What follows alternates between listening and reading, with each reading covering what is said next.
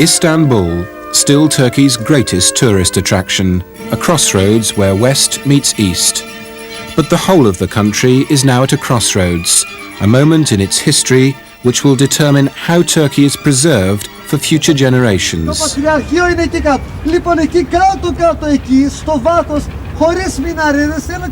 There's an old Turkish proverb which says the guest comes from God. These days there are plenty of guests, most of them sent by tour operators.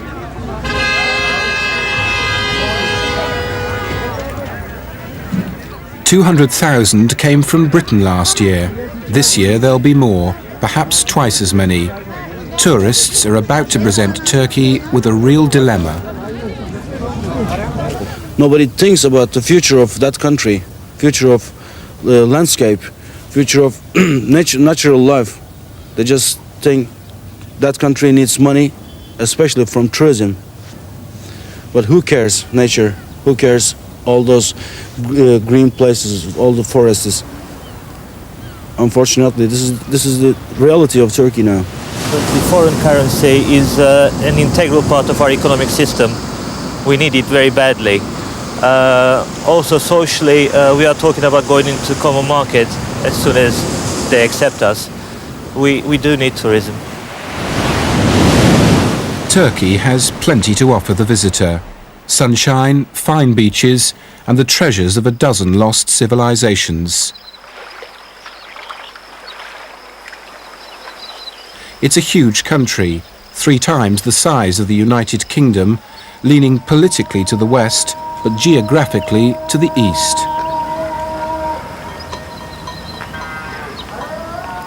Traditions die hard here, and traditionally tourism has been one of the great underdeveloped resources in the Turkish economy. Now, though, that's all changing.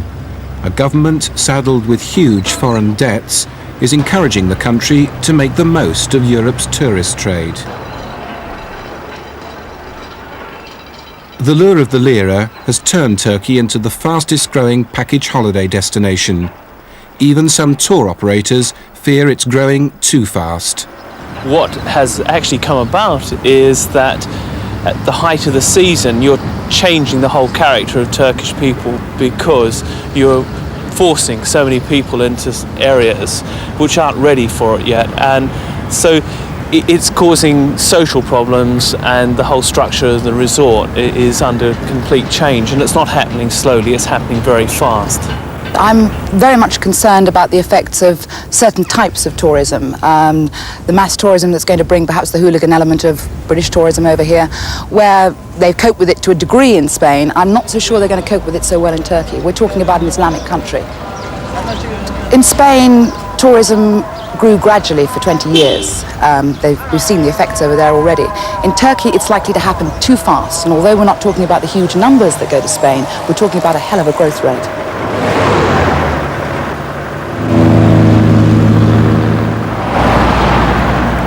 That growth rate is most vividly illustrated along the country's southwest coastline. From Istanbul, it's a short journey into Asian Turkey and the rapidly expanding towns of Kuşadası and Bodrum. 10 years ago, the mountainous coast could only be explored by jeep or pack horse.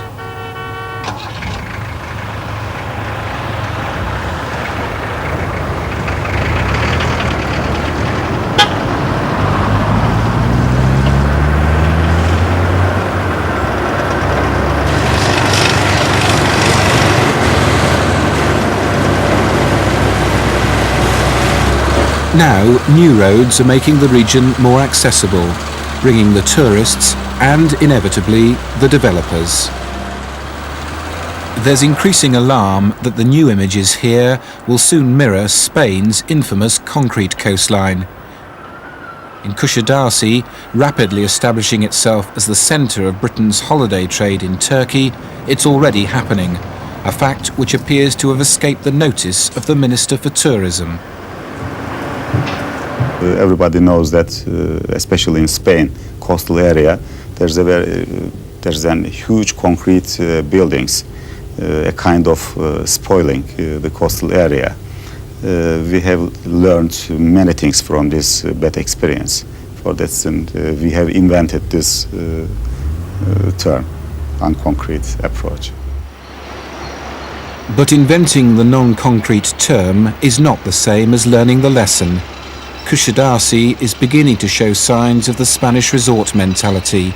Already there's concrete evidence. Well, although the minister has publicly stated that they're not in favour of a concrete policy, we can look behind us and you can see this monstrosity going up. It's, what, 1, 2, 3, 4, 5, 6, 7 floors so far? I mean, surely here in Kuşadası they've got a beautiful bay, which they can see out here. They could have built this hotel, sloped it up the hillside and followed the contour of the land and done something really nice. And here you've just got this monstrosity. I mean, this is just pure concrete policy here. I'm pretty disappointed that it hasn't been done with more taste for the environment. But small tour operators also have a commercial reason for being concerned for the environment. They've a vested interest in trying to preserve Turkey as an exclusive holiday destination because they've been selling profitably to the few for many years. In Bodrum, the yachting fraternity have had the place virtually to themselves. This year there'll be plenty of company. The consolation for the Turkish economy will be much needed foreign cash, but conservationists believe the environmental price may be too high as the big operators move in with low-cost holidays. An awful lot of tour operators will be taking an awful lot of people, and perhaps it might make or break Turkey.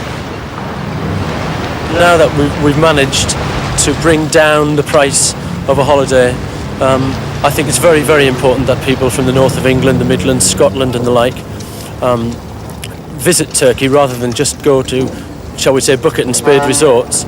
As I said before, there's an awful lot of beauty in Turkey, which we're able to put at the fingertips of the average Briton, shall we say, for a relatively inexpensive price. I think it's got a huge future. I just hope we don't spoil it. When I say we, that includes the man in the street, the tour operator, the handling agent, everyone. There's plenty to spoil. 5,000 miles of one of the most beautiful, untouched coastlines in the world. But by the same token, there's plenty to save too. Turkey has a unique opportunity, the chance to learn from the mistakes of other Mediterranean countries. But the pace of change is fast. Time is running out. I think if you take a look around, you see it already. So much new buildings they are building, hotels, pensions, restaurants. It's changing a lot, and I hope it will not go too far. And they don't keep the style, the architecture. Yeah. Architecture. That's the biggest problem. If they do those kind of things on the old way, old style, it can grow up on the good way. But now, unfortunately, there are many big buildings. They're looking like just mess. The architectural mess is the most visible threat to Turkey's beauty. The appearance of something new and ugly is difficult to miss. But conservationists are worried about things disappearing too. They've been making a journey deeper into Asian Turkey, to an area which has become the focus for international concern. 240 miles south of Bodrum lies one of the most beautiful areas on the Mediterranean coast, Dalyan.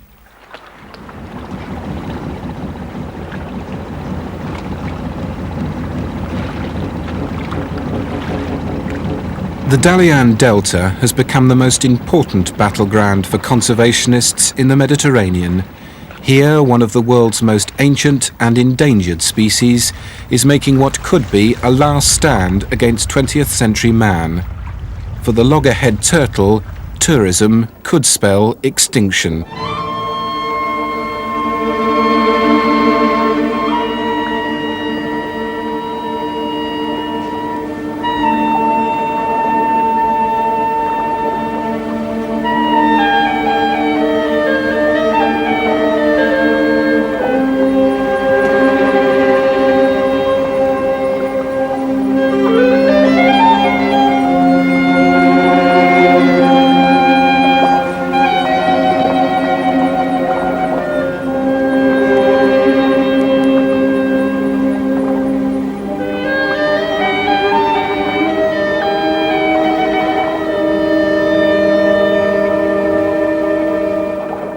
The loggerhead turtle has used the beach at Dalyan since the days of the dinosaur. Tourists have only just discovered the place, but soon new hotels will be hatching along the coastline where the ancient turtle has laid its eggs for 250 million years.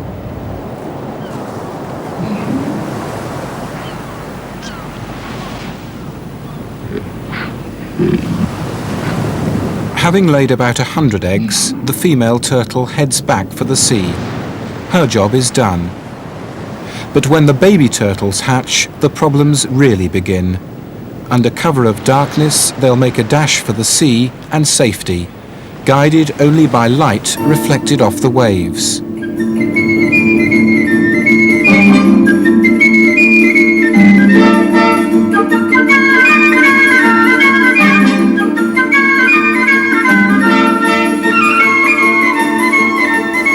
But they're building a hotel here, a hotel which will present a rival source of light, attracting the turtles in the wrong direction and into danger.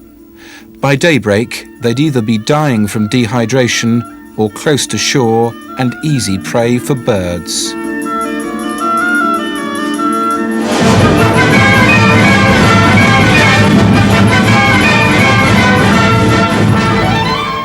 Turkey's previous Minister for Tourism was quoted as saying the country's rapid development programme could not be sacrificed for a few tortoises. But now conservation issues have entered the political agenda for the first time. Turkey is eager to join the EEC and acutely sensitive about adverse publicity in Europe. At Dalyan, there's to be a compromise, a smaller hotel than originally planned, with the stipulation that the lights will be shielded. In Turkey, I'm confident that majority of people are very eager to preserve the nature compared to other countries. But before the time being, there was some inclination to make some concrete blocks and so on in some buildings in coastal area. But it doesn't mean that people are not sensitive in the preservation of natural life. That new sensitivity won a reprieve for the loggerhead turtle. It may only be a stay of execution, though.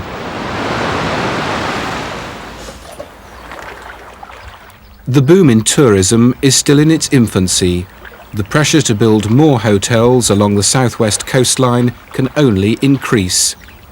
The Ministry for Tourism is one of the most powerful government departments. There isn't a ministry for the environment. The conservationist's voice is often a lone one.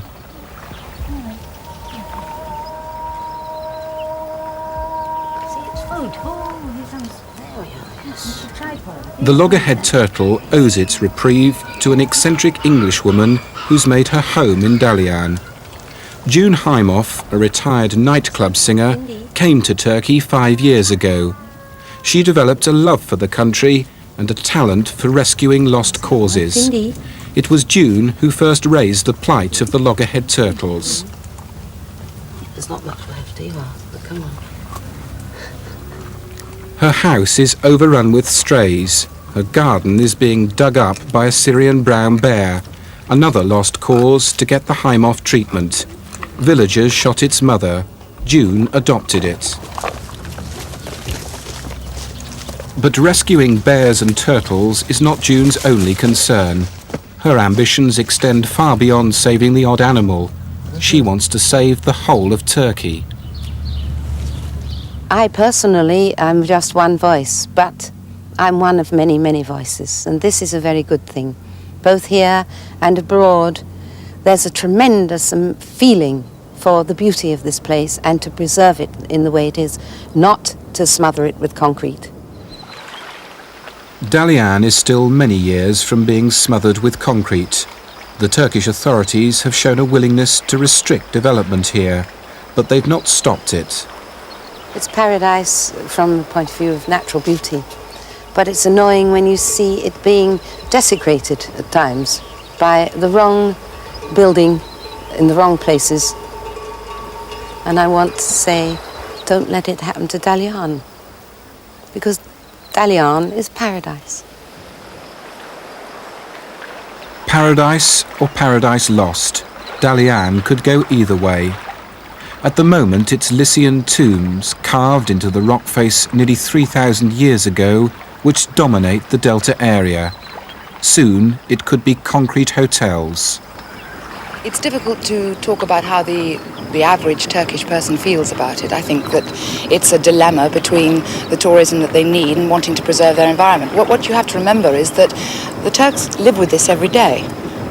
And it's very easy to accept it and not to be aware of how important it is until it's gone. And of course, then it's too late. But it's too early to judge whether Turkey will do too little, too late. The government certainly is aware of the importance of conservation. Back in December, it assured the World Wildlife Fund that Dalyan would be designated a national park within 1 month. Today, 4 months later, that still hasn't happened. Dalyan remains both beautiful and vulnerable. From here on, the roads aren't geared for holiday traffic, so a boat offers a faster alternative for those wanting to continue the journey south. Dalyan is the last coastal town to combine beauty with easy access. But the government wants to spread tourism right along the coastline, and that makes Patara the next target. So far, its inaccessibility has helped preserve its beauty. Famed for the cult of Apollo the sun god, Patara is as fascinating for its history as it is pleasing to the eye. 2,000 years ago, a Roman port stood on this beach. Now buried beneath the sands of time, it was once bestowed as a lavish gift. Mark Antony gave the shores of Patara to Cleopatra. Today, the fear is that the Turkish government is about to turn Patara over to tourists. What we have here is a 16-kilometre stretch of beach, which is a tasty morsel for developers. To be fair to Turkey, they have made regulations that stop any building within 2 kilometres of any archaeological site. But it's a tempting area, and I wonder what might happen in 5 or 6 years' time. The answer to that question may determine the future of another endangered species, the Mediterranean monk seal. It takes its name from its reclusive habits, living and breeding on and off the shores of Patara.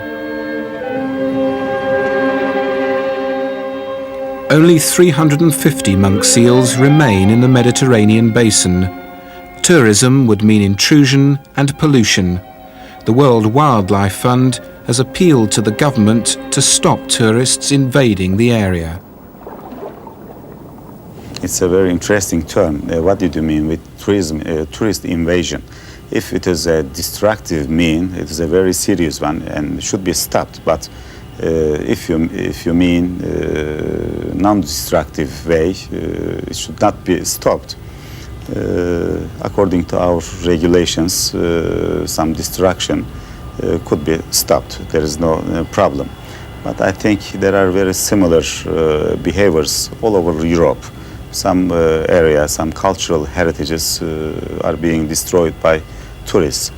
There are some similar happenings in Turkey, but not in a big scale, not a big concern.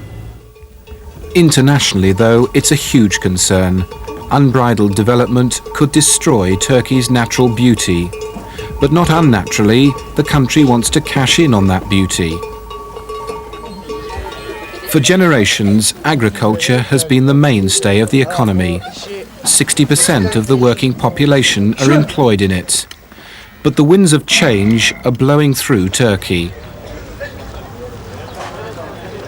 The economic climate does not favour a slow shift. Tourism is the country's fastest growing industry. 120,000 hotel beds today will become 720,000 in 5 years' time. The enticing prospect of much-needed foreign currency is tempered by the potential impact of such rapid development. In seeking to rebuild the economy, the government runs the risk of destroying the coastline. It believes it can strike a balance which both preserves and exploits the country's beauty. Conservationists aren't so sure. The only certainty is that with package deals from Britain now costing as little as £89